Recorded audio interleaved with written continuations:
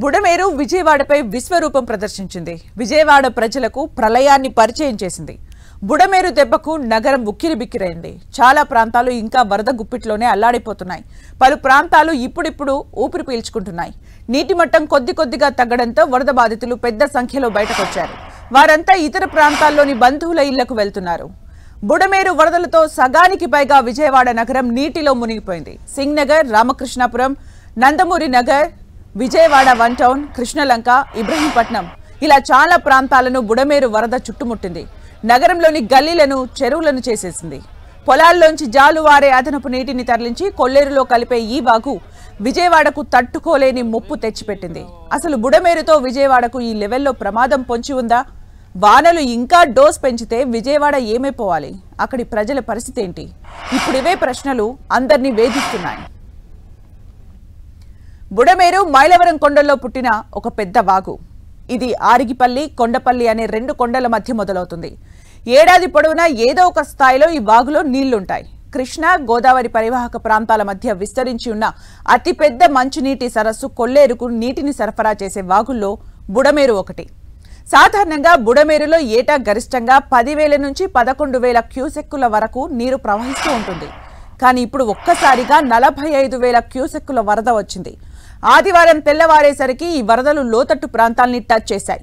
నెమ్మదిగా బుడమేరు పరివాహక ప్రాంతాల్లోని కాలనీలను చుట్టుముట్టాయి. సింగ్ నగర్, జక్కంపూడి కాలనీ, రాజరాజేశ్వరిపేటనున్న అరుణోదయ కాలనీలను పూర్తిగా జలమయమయ్యాయి. గంటలు గడిచే కొద్దీ గండం సుడిగుండం చుట్టుముట్టింది.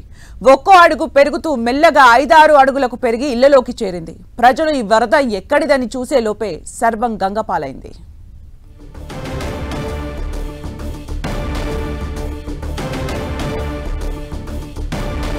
2005లో భారీ వరదలు వచ్చాయి. దాంతో బుడమేరు నది పొడవునా ఒక రిటైనింగ్ వాల్ నిర్మించాలని ఇరిగేషన్ శాఖ సూచించింది.